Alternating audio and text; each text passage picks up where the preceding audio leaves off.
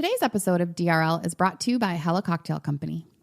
My guests don't just come to DRL for me. They also come for the cocktails. Luckily, my friends at Hella Cocktail Company have my back. These guys make amazing mixes, from Bloody Mary to Margarita to Moscow Mule. They also make cocktail bitters, my secret ingredient, and now yours too. It's easy to feel like the best bartender in town when every bottle comes with a simple recipe on it. Hella Cocktail Company, bold flavor, real ingredients, hospitality. Mixing it up since 2011. Shop the collection on Amazon Prime or use code DRL online at hellacocktail.co for free shipping.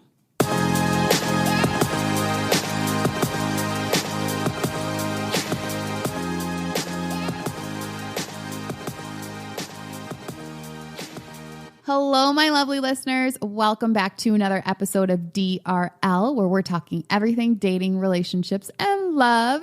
I'm your host, Tanisha Wood.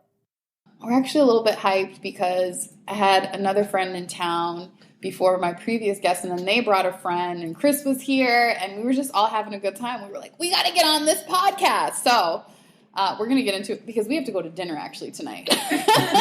So I have Marissa and Jarrell. Marissa and I actually went to high school together, and they have a really interesting story about how they met. So we're going to talk about that tonight. Hi, guys. Hey, how you doing? How you doing? Hey, how are you? Good. They came all the way from Atlanta. ATL represent. ATL Shawty. That shorty was a little proper. Oh, it wasn't. Hold on. ATL Shawty. No, just shorty in the past. Oh, that's old? Yeah, it's kind of old. It is a little old. But, you know, I still use it because I'm probably a little I don't say it a lot, so I'm just going to say it as much as I want. Sorry. Yes. Sorry, not sorry. That's all good. So, how's the trip to New York so far? Good. We just got here. We've been here several times before, but got in early this morning, chill. Yeah, we've been chilling all day, riding the train mostly. Okay, Yeah, that's a lot of New York. Yeah. That's a lot of New York. It's riding the train. But it's always fun when you come in. Yeah. It is. So, Marissa and I went to high school together, like I said. Osseo Senior, shout out, class of 02. Were you 01 or 02? I was 01. Your sister was 02. My sister was 02. Okay. Right. Minnesota in the house. Yes. And you are also from Minnesota, Jarrell, Yes, but you grew up in St. Paul? Yeah. How did you guys end up meeting in Atlanta? ATL Shawty. Sorry, I had to do Are it. you going to tell this? Well, I guess you... Sorry, when she said, are you going to tell this? I instantly remember the Jagged Edge song where he was like, no, you hang up, on 3 hang up. Was that Jagged Edge? That was? Yeah. That was Jagged Edge. I don't know. They all sound so similar. Okay, you tell I it. noticed him. Well, no, I'll tell my story of how I got You all to can tell your Atlanta. own story individually. Yeah. Okay. Okay. So I've been wanting to move to Atlanta since forever. I think since I was probably in junior high. What made you want to move to Atlanta that bad? That you knew that in junior high? Yeah, it was kind of the Black Mecca. You know, a lot of things were popping off, and I was taking a couple of trips down there every year for family reunions and to go see family. So I was kind of getting the vibe of the city. And then when my best friend moved down there in 2005, then I was really like, I gotta go. Like, I gotta get out of St. Paul. So it was just crazy coincidence. My girlfriend at the time, her mom was like, yeah, I'm moving to Atlanta. And I was like, well, I'm coming with your mom. Yeah, and she was nice enough to let me live there for a few months. And things didn't work out between me and the girlfriend at the time. So then I went to stay with my best friend.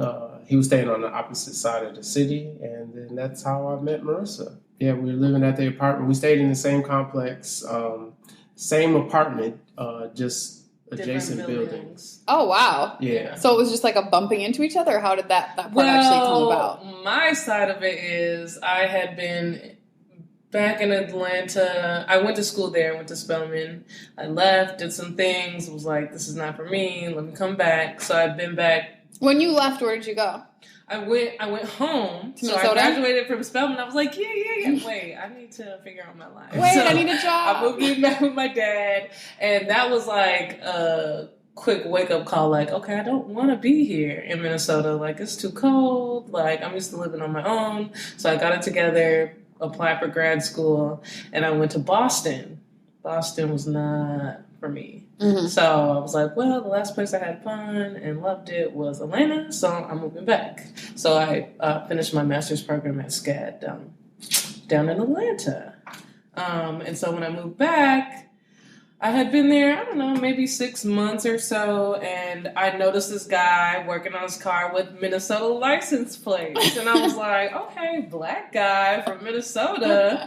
Like, there's not just a ton of us walking around. So I remember I was on the phone with my best friend, a guy best friend. He's the guy that actually ended up marrying us. And I just was like, hold on real quick, Terrence. I was like, where are you from? Like, so you just walked right up to him and you're like, where are you from? Right, yeah. I just asked. Are you open to approaching generally? Or were you just so struck? Like, as long as I'm not thinking of it like, I'm going to approach this guy because I think he's so everything. If you're thinking about it like it's casual, then you can. Right, exactly. Okay. I was like, I just want to know. Like, I'm curious, you know? I hadn't even really saw his face. I just mostly saw that he was a black guy with a Minnesota license plate, so I know he's from there. So, like, just out of curiosity, where are you from? And so he's like, oh, St. Paul. And I was like, okay, I'm from Brooklyn Park. And then just kept it moving. We're Brooklyn Park in the house. Brooklyn Park. Okay, so we did that, right? So, yes. Oh, I forgot I was from Brooklyn Park. People would always hate on my little park in the park. Like, especially in Spelman, they were like, oh, you from Brooklyn? Oh, Brooklyn Park. Yeah, we don't know where that's at. So, exactly. So, so then I remember I was on spring break and I just got like this fresh weave in. It was like a little bob cut and I was feeling too cute. And I was like, all right, I'm going to go out to the little pool. But before that, we had talked when I was on my way to work. No. Yeah, when I was pulling out. That's when I asked you where you were from. No, the first meeting was in the parking lot. Yeah. And just kind of like a where you're from. That's all I really remember. And then I remember going to the pool several months later, and I was the only person out there. So when you asked like where you from, like that was it. That was like, it. There was no like. No. Yeah, are you around here much? Like, do you hang out at the pool, at the gym? He looked young to me, kind of, and I was like dating guys that were like 10 years older than me at the time. So I was like, oh, he's a cute. What's the age difference between you guys? Just 2 years, 2 months. Oh, okay. 2 years, 2 months to the day. Okay. And I'm older, yes. But yeah. So I thought he was cute, but it was just like, oh, where are you from? It was just in passing in my mind. But then when I saw him at the pool, first I was the only person at the pool. And I wasn't expecting that. I was like, okay, I'm cute. I'm going to have to fight him off me. And I go out there. I was like, there's nobody out here. I was like, okay, that's cool. I'm going to make it a Zen day. My magazine. Oh, I got all cute. There's no one. Okay, cool. Like, I'm just going to hang. About me, yeah. So then here he comes walking through the pool. And he had basketball shorts on, no shirt, and like some flexed up. Okay, and some flip flops. And I was like, it seemed like he was gonna go to the pool, but he just kept on he was gonna keep on walking, and he was just cutting through the pool from the mailboxes. So I'm like, well, I'm the only person in here. I know I'm cute, and the reason I know I'm cute is when I was walking to the pool, this girl stopped me. She's like, I'm not trying to offend, but you look bad, girl. You look bad. And I was like, wait, there is no better compliment than when a woman comes up to you and you know, like, she genuinely means everything she's saying. Like, that'll blow your head up more than 10 dudes saying it.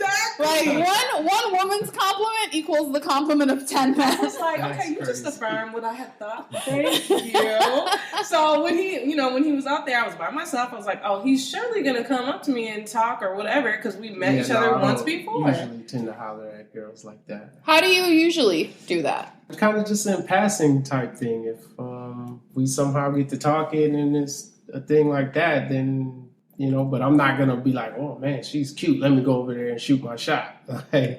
So how do you get to talking, though? I am curious about this from sort of a shy guy perspective because I just did a podcast earlier and we were talking about the fact that, so the girl, Frenchie, she was on last week's, she was saying that she met this guy on the train. At the end of it, the guy didn't ask for her number. They had a really good conversation, so she just said, okay, whatever, and kept it moving. And I said, well, why didn't you ask for his information if you felt like there was a vibe? And she was like, well, I just feel like if he wanted to, he would have. And Like, as a woman, like, I don't want to have to do that. But so this is 2018. No, I get that. It wasn't 2018 back 10 years ago. I get that. 2008. But so I'm wondering, from a shy guy sort of perspective, like, how does that happen if you are typically not a person who will approach in that way? Well, like, for instance, on a train or something like that, if I see you and we have a good conversation, the likelihood of me seeing you again is pretty high. No, where are you taking the train? I don't know. If I see one cute man on the train, that's the one time I see him. I don't ever see him again. Then I guess it's just a thing of, for me, I would have to see you again for me to say something. So you wouldn't say something the first time until you had like some sort of familiarity. I don't know. Like, I always feel like that first encounter, girls always are like kind of apprehensive, and if I don't ask for it the first time, they're left clueless. Like the girl you were talking about, we're like, well, I don't understand why he didn't ask for my number. Like, we were having a good vibe. Like, I would just like it to be more genuine, and for me not to come off as a creep just trying to holler. But have you ever had an encounter where you felt like, damn, I should have like said something because I might not see that person again? I mean, not as of recent. Well, no, because it ended up right. You ended up where you needed to be. But yeah, definitely. With my wife, like, that was just a chance encounter. Like, I didn't try to holler the first time we talked. Right, and so that's what I think about him ultimately, is that if it doesn't just happen organically and conversation doesn't come, he would never just go out on his own and be like, hey, I just think you're cute and just want to see if we vibe later. Like, it's just not his style. So I think the combination between the two. So I said, hey, aren't you from Minnesota? So this is the day at the pool when he was all cute. Okay. Because I saw him gonna walk, like, he saw me, gonna wave, and I was like, he's legit gonna keep walking. if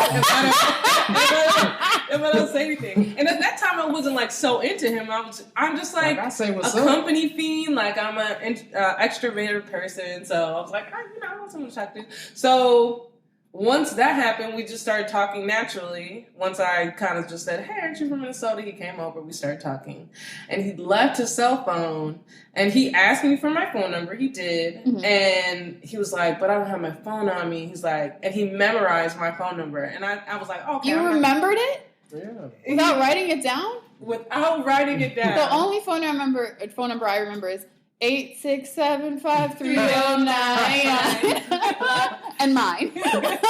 And your own phone. Well, I did think that was cute. So that is cute. And that was an organic conversation. I felt like that was more than an appropriate time because we were talking, but I was like, I got to go to work here in a few minutes, so let me get your number. Maybe we could just, come to the pool tomorrow or something.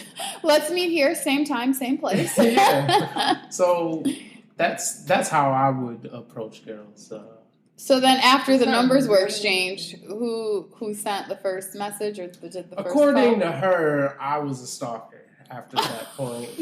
Oh, so you're shy, but once we get you to an unshy place, you go the other way. I'm in the gate now, so you can't stop. You gave me your number now.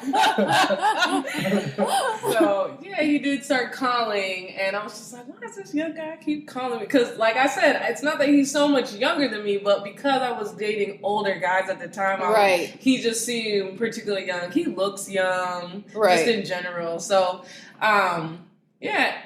And I kind of shoved him off, and then one day I was like bored. Why did you shove him off initially? Because I guess because of the younger thing? Yeah, I think it was because of the younger thing. But that was it. Like, that was... Yeah, that was a big hurdle early in the relationship. So a little ageism going on there? Yeah, maybe, I guess. But it's not like I haven't dated younger guys before. And honestly, I feel like the younger guys usually work out. But she's saying younger, like I'm 5-10 years younger. Yeah, and my younger guys have now been like several, like I'm not a cougar, but like, I think he's probably the youngest. Like, he's only 2 years younger. Yeah, so he's almost 3. He's almost 3 years younger than me.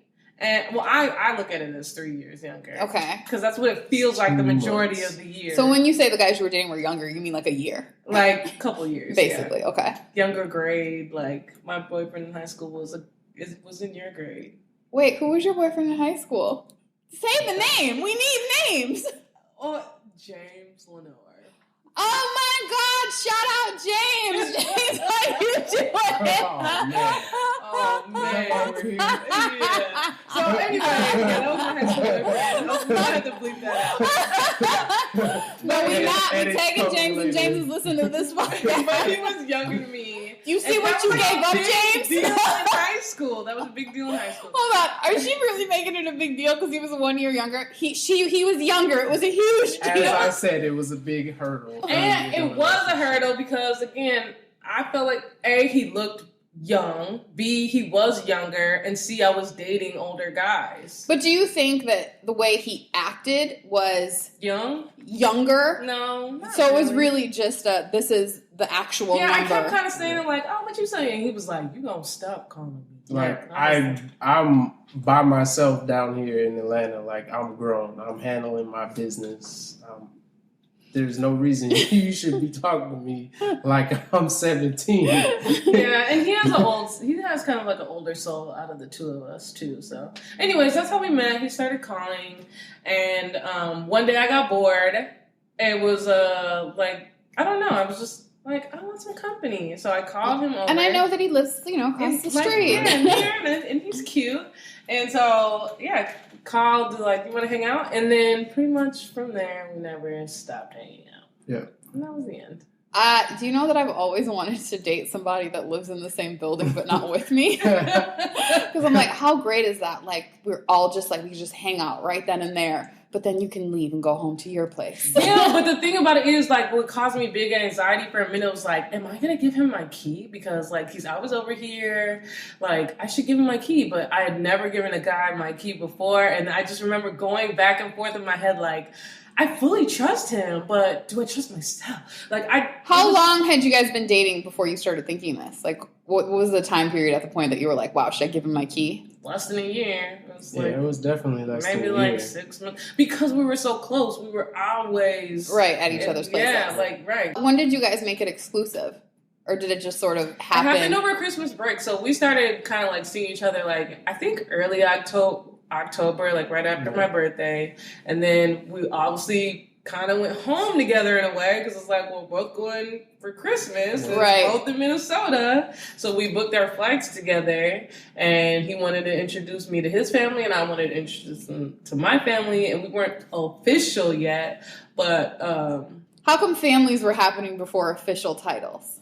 Just out of curiosity. I mean, not that there's any standard or seeming like it had to be that way. I'm just you're curious. right. And the thing is that I feel like I would ask that same question to anybody else. Like, but I feel like it felt we were essentially official. Like we were together. No one had just actually said it yet. How come? I was waiting on him. He was waiting on me. Probably. And he's the shy guy, so he's not the one that's gonna be like, "Will you be my girlfriend?" You know what I mean? So I don't know. Had you guys talked about whether you were seeing anybody else? Well, or not? I stated quite up front, like, I'm looking for something serious, and if you're not about that, you can keep it pushing. And I had to make a decision, so I made the decision to make her my girlfriend because I didn't want to lose out. I'm not the player type, so I'm like, okay, well, I don't want to lose out if she really talking about being married and being in a committed relationship when we're in Atlanta, where a lot of these girls are just looking for the bag. So, what? Oh, like money. Yeah. Oh, okay. What is that? Younger, okay? No, when you said the bag, I was like a Louis Vuitton bag or what kind of bag? Oh, yeah, they looking for the bags too.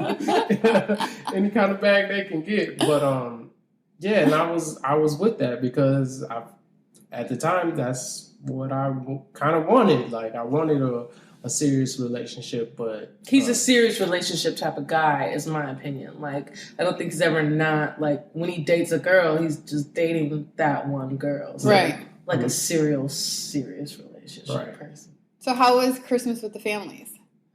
Right before I walked into the front door with his mom, he was like, yeah, my mom's never liked any girl I ever brought home. Okay, thanks, Mom. Yeah, I'm like, you're telling me this right when I'm at this woman's like about to be at this front door. Like, you could have just kept that to yourself at this point. Like, we're already here. So, but she was like super nice to me, and she's definitely the matriarch of the family. So it's definitely like, get it good, little Mama Lenise, and she liked me. Yeah, she Did she like her? Did she like her right away? Yeah, like right away. She actually said to my grandmother who was there that this is who Jarrell's gonna marry. Wow. Not to mention, I think it had a lot to do with her not liking the last girl. So it's like, we're just glad you came. I'm just glad you're not her. Exactly. That's what I feel like a lot of it had to do with. One time when I went home with my boyfriend. This was like 4 or 5 years ago. So my boyfriend at the time. I went home with him, and he came from an extremely religious family.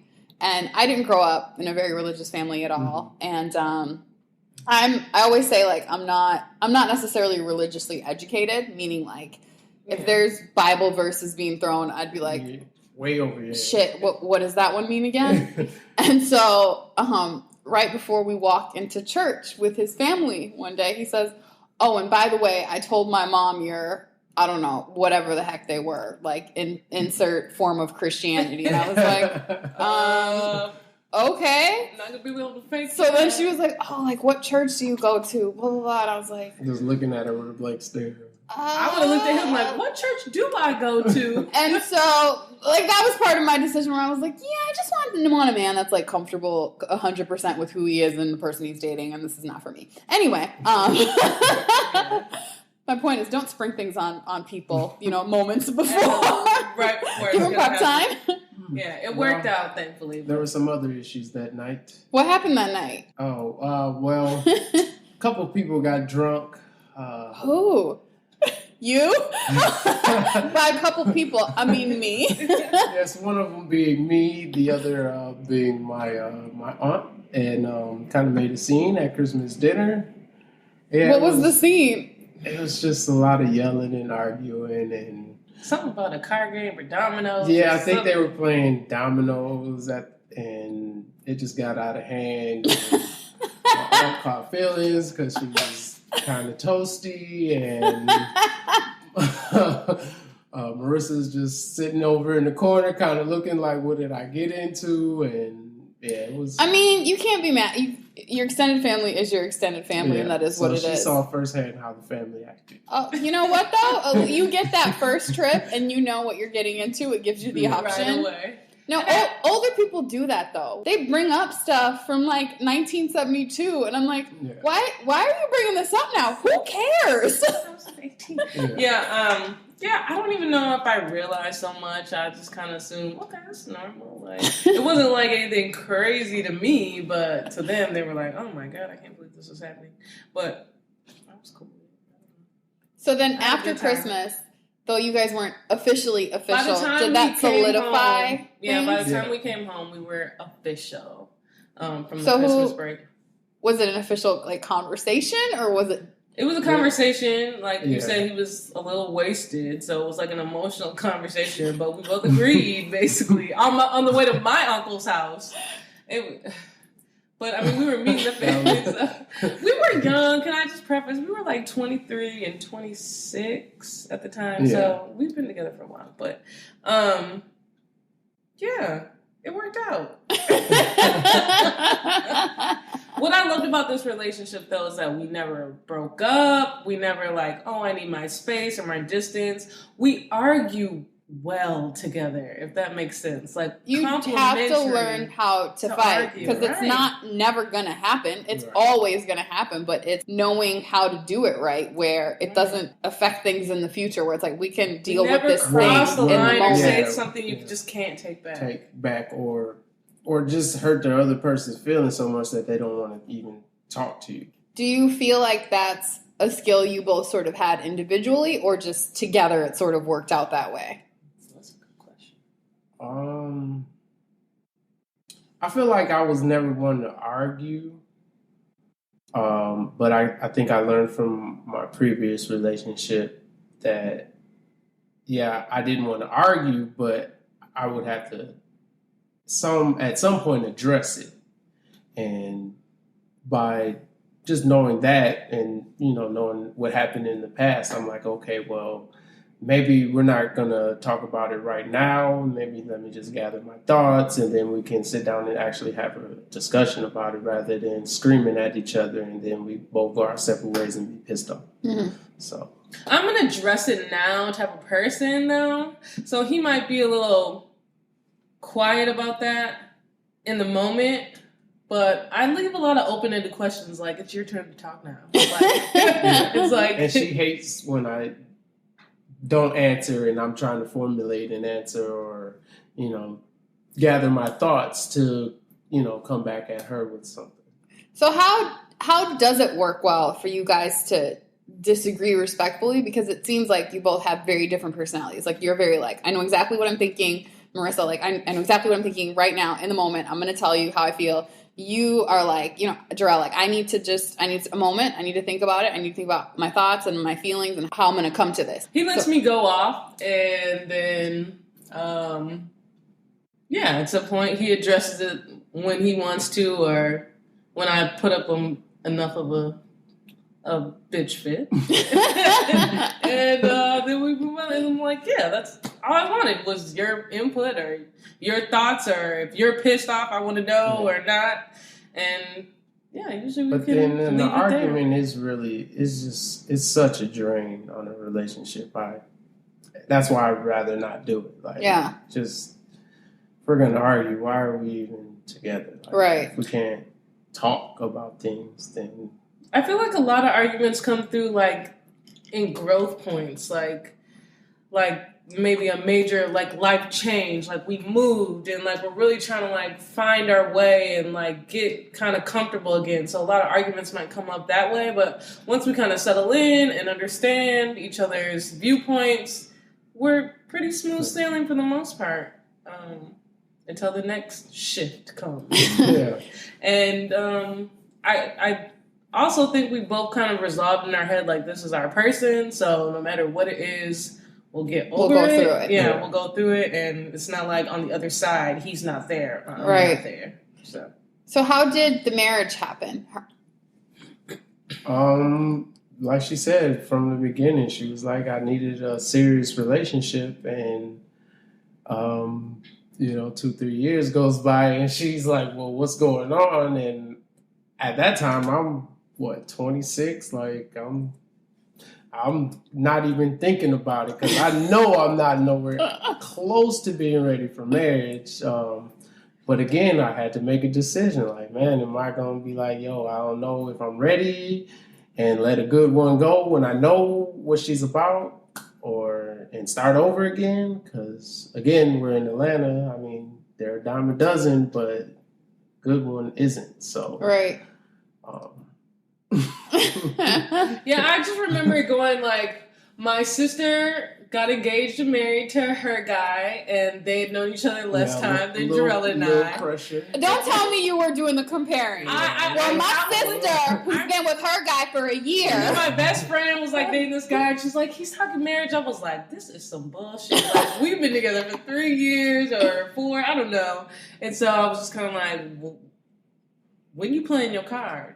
And so I kind of threw a fit, and he was just like, whoa, you're tripping. And he kind of gave me the vibe, I might need to rethink this because you're tripping. So then I said... Had you guys not previously talked about it before this moment? I mean, we had but nothing was happening. So I was like, okay, I've moved in with you, and I told you one of my stipulations for moving in is you need to be it. Moving, you moved just into the place across the... No, we moved in together. Okay. And I in my young mind, I always said, I gave up my cookie, so I'm not going to give up the living thing together until you gotta I get save married. Something for marriage. Right, exactly. And so then I'm like, okay, you're talking the realness I want to hear. So I move in with him.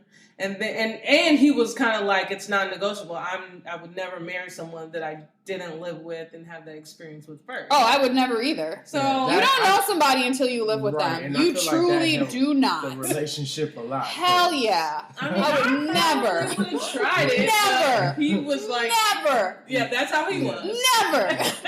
Look, listen. If you are out there and you're thinking about marrying somebody and you haven't lived with them, please live with them. Don't Like, don't marry them until you live with them. Because you just do not know a person until you live with them. I don't care how many nights you spend at their house. I don't care how many drawers you have. I don't care how many keys you have. You don't know them.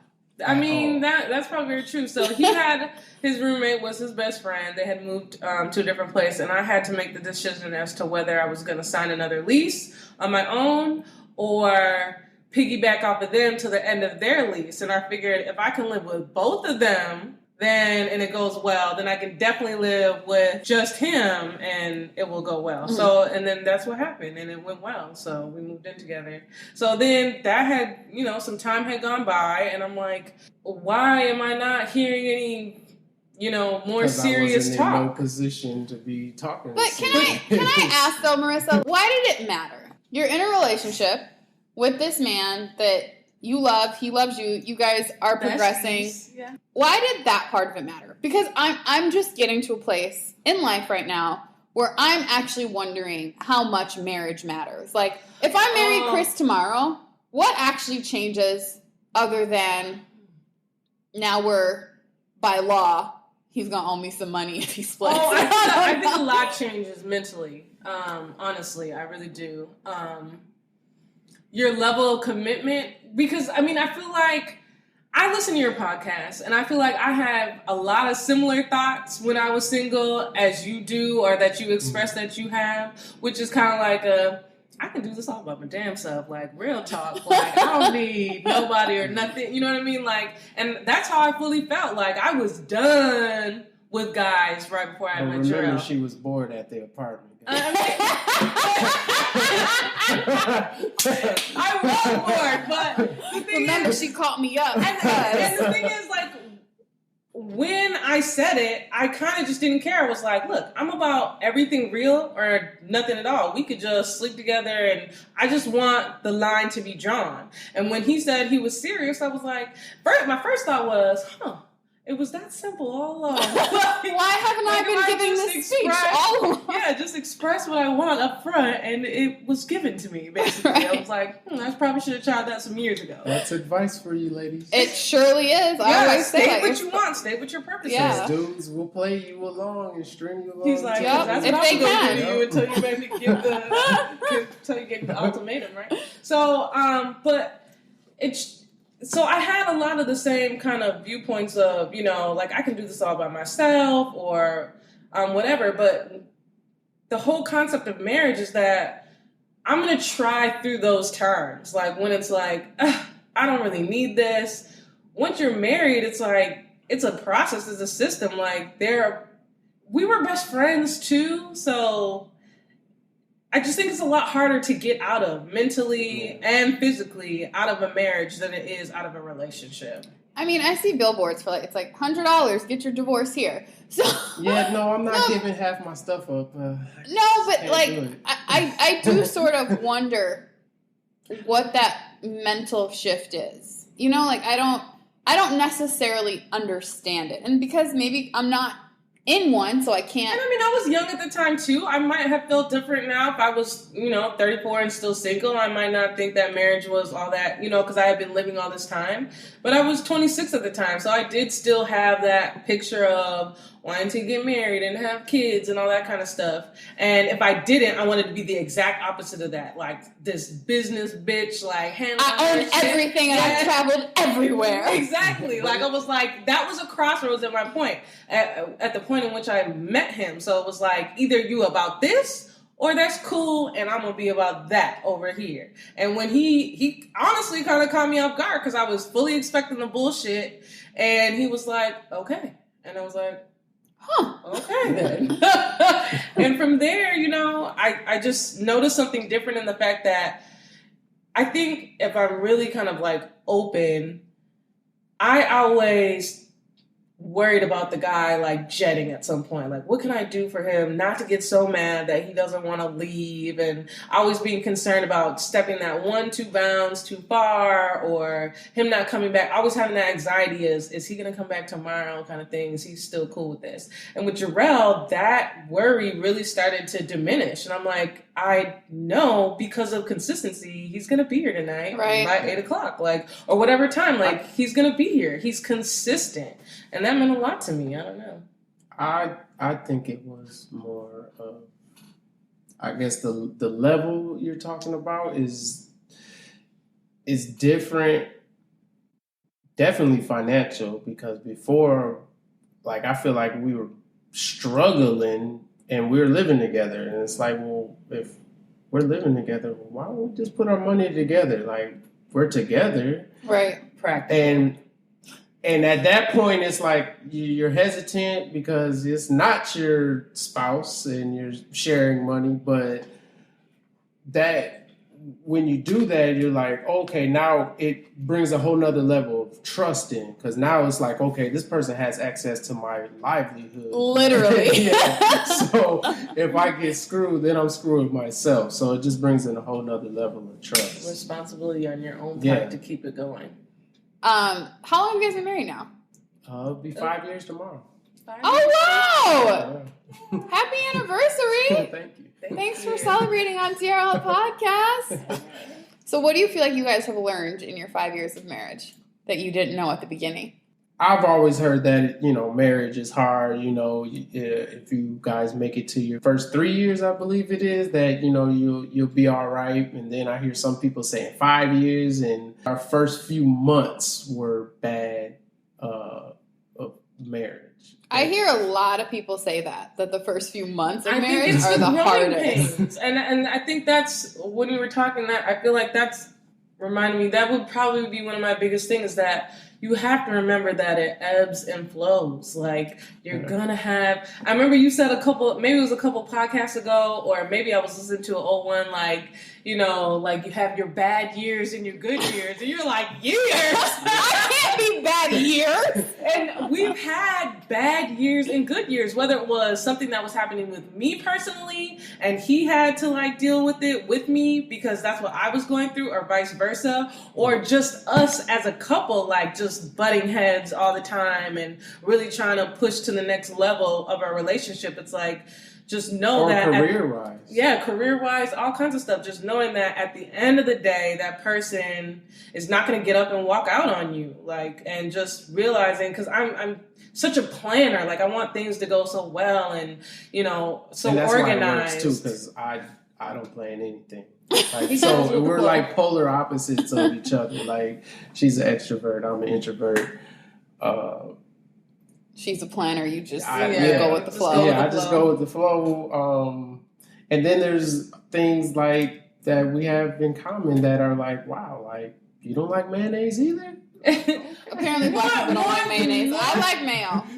I actually like Miracle Whips. I think that's like a big, like... No, it's a thing. It's a thing. But I like mayonnaise and Miracle Whips. No, we don't do either. I think kind of like our structure on how we think about the world and certain issues, and like how we would do certain things or go about it. Like, he's pretty skeptical. I consider him somewhat of a pessimist. I think my friends would consider me somewhat of a pessimist. I think compared to him, I'm an optimist. But because we're both on that level on some degree, that, like, we see the world in a similar way a lot of times. And when I'm being super negative, he'll be positive for me, and vice versa. Right. When I think and it's not even a thing where I guess it's just a natural thing. Like, I can't be negative if she's being negative. Right. Then it just doesn't work. Right.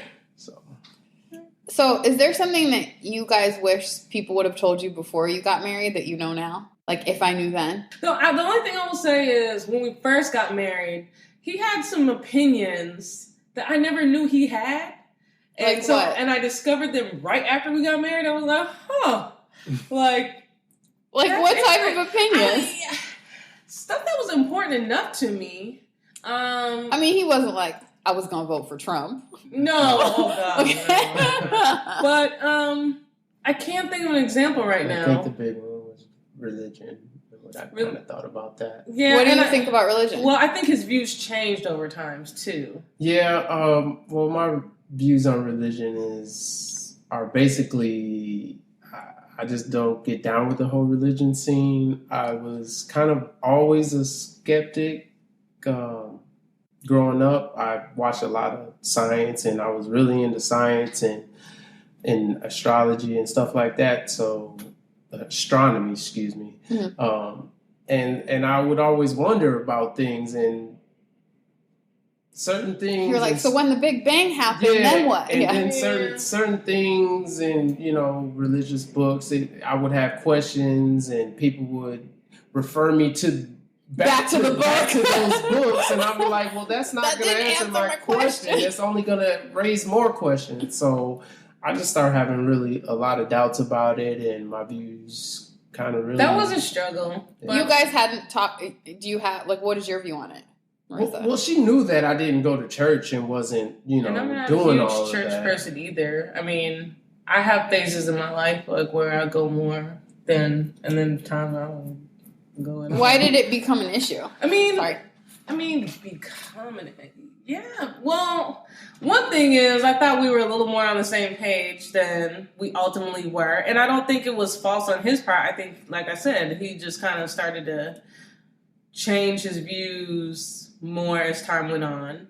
And my views have changed as time has gone on too. So I've kind of calmed down in a lot of ways because I view things somewhat differently as well now too. But there was a time where I called my best friend in the middle of the night, I don't know, girl, because he's talking about something different than Jesus. That was one of those argument nights. Yeah, in the first year. So yeah, it was tough for me, and just trying to know how I should navigate it within my own faith, and if I'm doing right or wrong by having this person in my life and all this kind of stuff. But it'll calm down, and I recognize that we just view some things differently. I think my biggest issue with it now is him being critical of the way I view things. I feel like I'm less critical of the way he views things. People are very convicted either way. Yeah. Like that in politics, people are just like, I see it like this and that's it, or I see it like that and that's that, and there's very little gray area in there sometimes. And I think that is one of our primary issues is I'm a gray person. I see the gray on almost everything. Maybe. I'm not. I see it black or white. And he sees it black or white. Yeah. And so, but I feel like my arguments are always better at the end of the day for the gray. Because there's gray. But, so, and I'm like, maybe that's why I'm able to kind of meet him in the middle, because although I am Christian and that is how I feel, I do see a lot of gray in history with the religion, religious practices in general, and all that kind of thing. So, I can meet him where he's at, and I hope he can meet me where I'm at. I think it's a little more struggle on that end. My therapist once said something to me that I carry with me, and I try to think of it very often. But he said, Tanisha, you're very black or white, and life is lived in the gray area. That's what he said. He said, life is lived in the gray area. There's really no black and there's really no white. It's all just lived in the space of gray. And I'm like, that's not really true because there is absolutes. It could be this or it could be that. And he says, for most people, it's in the gray. They're living in the gray area. So if you plan on living with most people, which is the world you live in, learn to see the gray area. So, and I think things are a scale. You know what I mean? It's how close or far are you on the scale to each other? I feel like there are extreme opposites and polars, and I feel like then there's somewhere kind of in the gray, you tip more this way and I tip more that way, but we at the end of the day are still somewhere in the middle, right? Between the two extremes. So I don't know. And I told him he's my person, and so that's just the way it's gonna be. Right. And I've never had a closer female friend. Aww. You guys kind of make me believe in marriage again. It's really not that big of a thing. You just live your everyday life. I don't even look at it as a institution marriage type thing. I think of it as just a really good friendship that we have. But we're that's why I say I guess you may not technically need it, but it's a whole lot harder to get out of once you get into it. It's not just a let me get my stuff from your house. Right.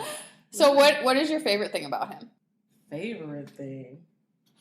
I can't say. No.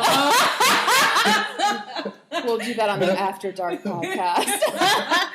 I'm really thinking about starting a podcast called After Dark about the things that people don't want to say on the actual podcast.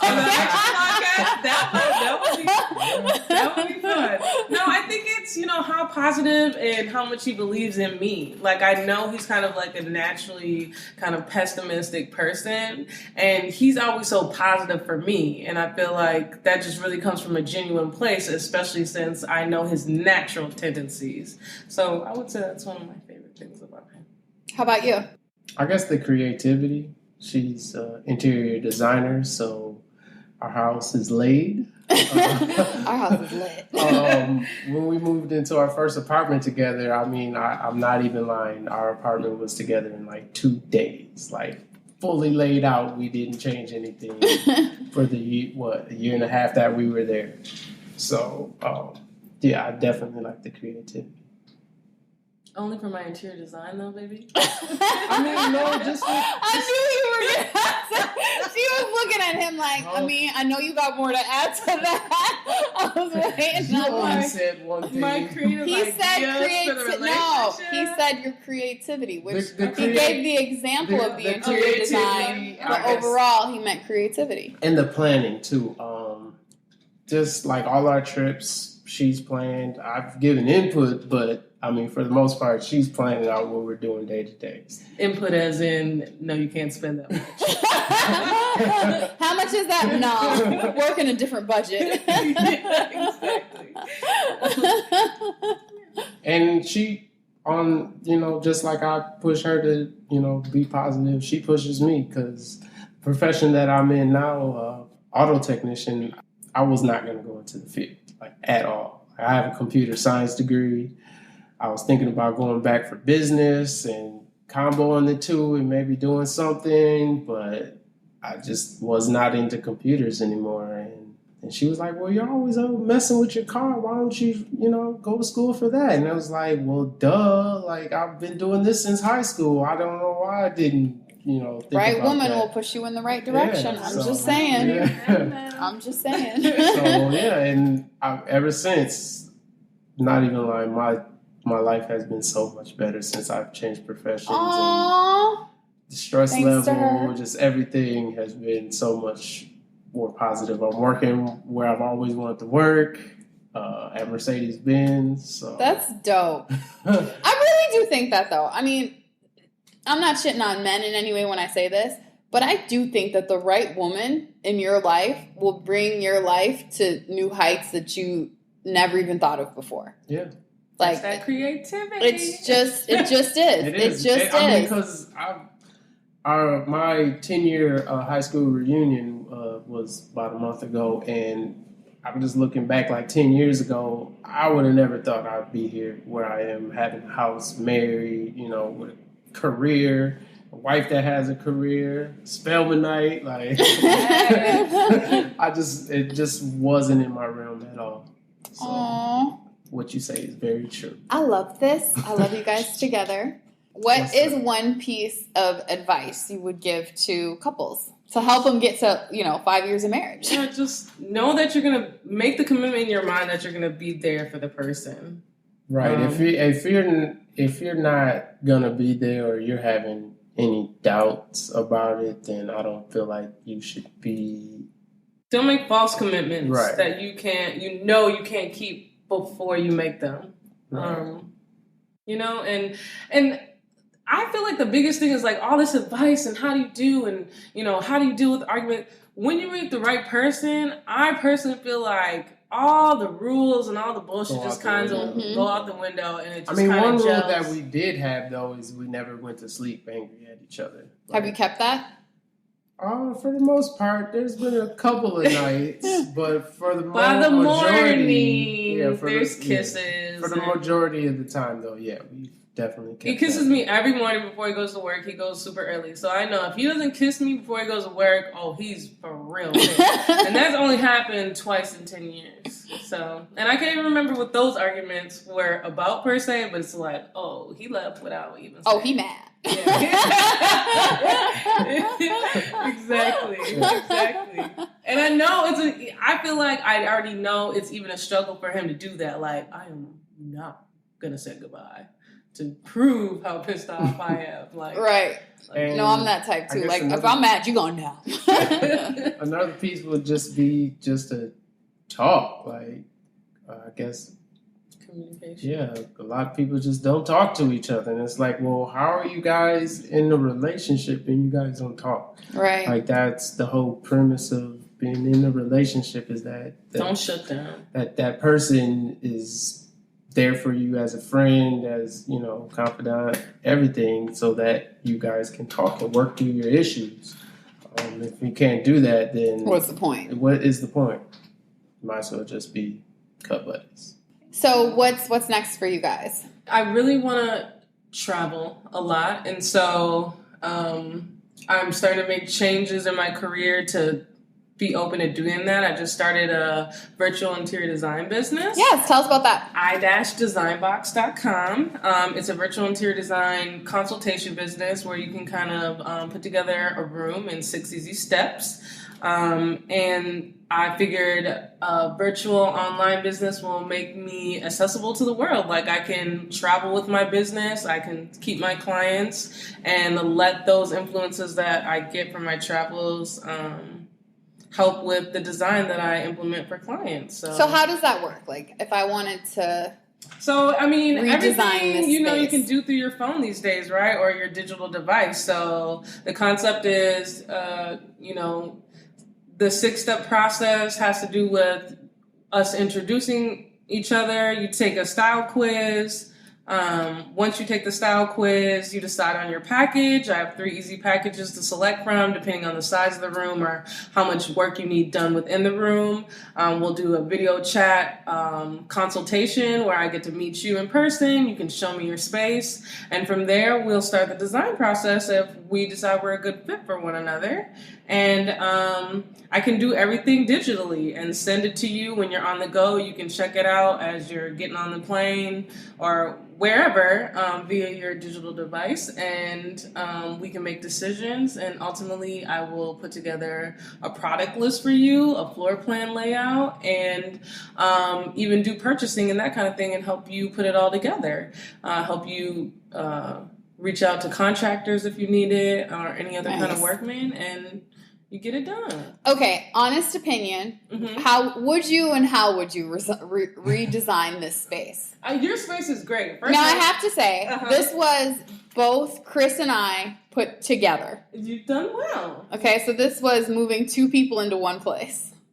You guys, the furniture is cohesive. So that is number one. It's not like you have like a hodgepodge. So you have a vibe in here for sure.